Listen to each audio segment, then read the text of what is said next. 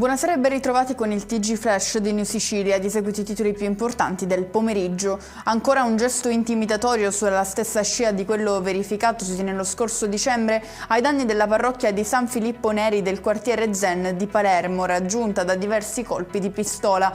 Evidentemente quello che facciamo nel quartiere Zen dà fastidio a qualcuno, ha affermato il sacerdote della chiesa colpita.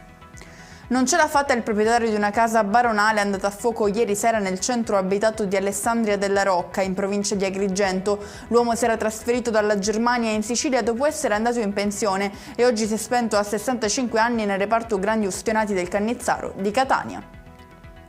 Il governo Schifani ha superato il target di spesa 2025 per il Fondo Europeo di Sviluppo Regionale. La Commissione Europea ha certificato l'utilizzo di 373,5 milioni di euro a fronte dei 338,6 milioni necessari per evitare il disimpegno automatico delle risorse.